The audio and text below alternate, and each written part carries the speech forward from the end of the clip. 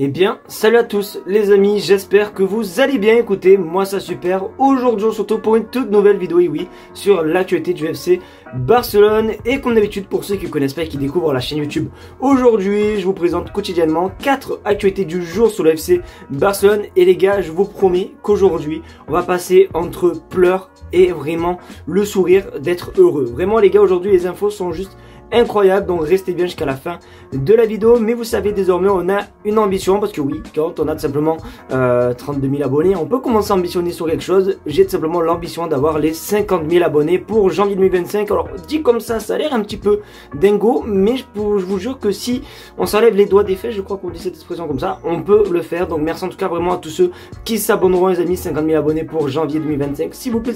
En plus les gars, regardez sur votre écran, il y a clairement rien de compliqué, vous avez juste appuyé sur le bouton s'abonner et le tour et jouer. Donc merci en tout cas à tous ceux qui contribueront à ce projet. Je vais arrêter de parler, on passe notre et on commence la vidéo.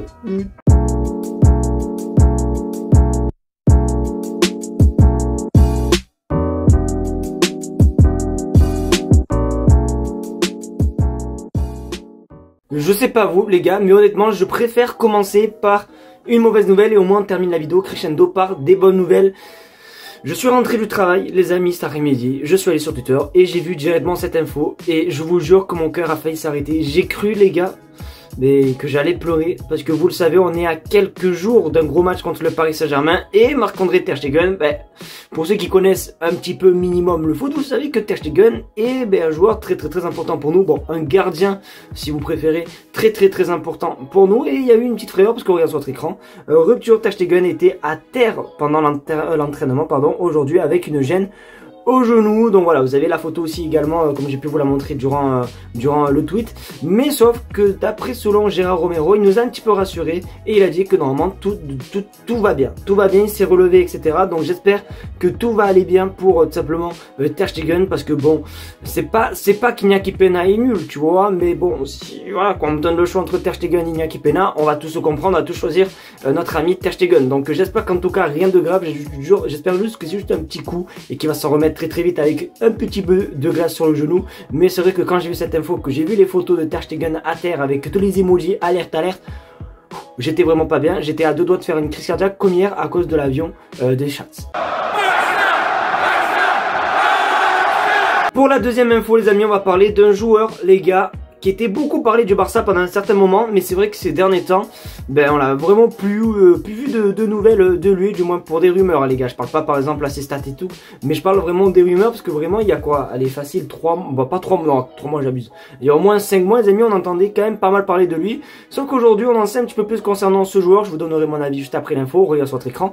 L'accord avec Onana se complique, le Bayern Munich veut le signer et son prix demandé est de 60 millions d'euros. Et oui, on parle bien du Onana, le milieu tout simplement de Leicester City, 60 millions d'euros. Alors je ne regarde pas du tout la première ligue, alors je regarde encore moins la Championship, mais c'est vrai qu'il a pas l'air dégueulasse d'après ce qu'on dit sur Twitter, etc. Mais 60 millions d'euros les amis pour lui, alors que je pense que peut-être si tu rajoutes 10 millions d'euros de plus, tu peux avoir un Joshua Kimmich. Donc les gars, juste à cause de ça les gars, je vais pas vous mentir, ça m'a un petit peu refroidi. Après les gars, c'est vrai que comme j'ai pu vous le dire juste il y a quelques secondes, il y a beaucoup de personnes qui disent du bien en lui, que c'est un bon joueur et tout.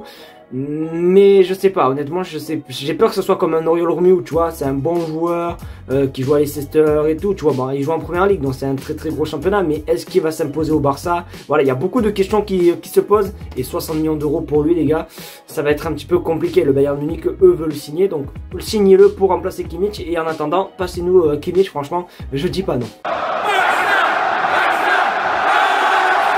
D'ailleurs, en parlant de Joshua Kimmich, j'ai mis le directeur sportif du Bayern Munich a clairement balancé une bombe. Vraiment les gars, je vous dis la vérité, c'est pas la putaclic, c'est vraiment il a balancé une vraie bombe. Regarde sur votre écran.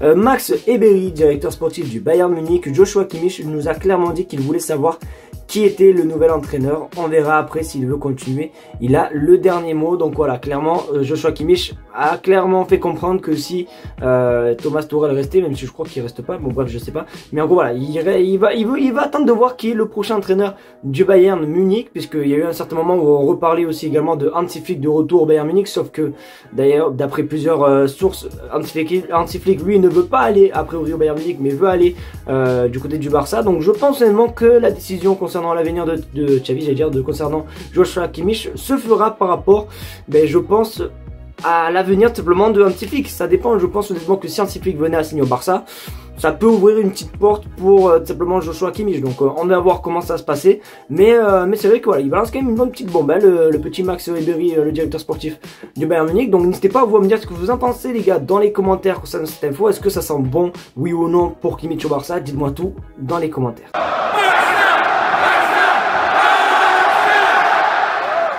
Fabrizio Romano, qu'est-ce que je t'aime. Il a balancé une info les gars, vous avez pu, de toute façon, ça sert à rien de jouer un petit peu le mystère, vous avez pu le voir dans la miniature, oui, Missigno.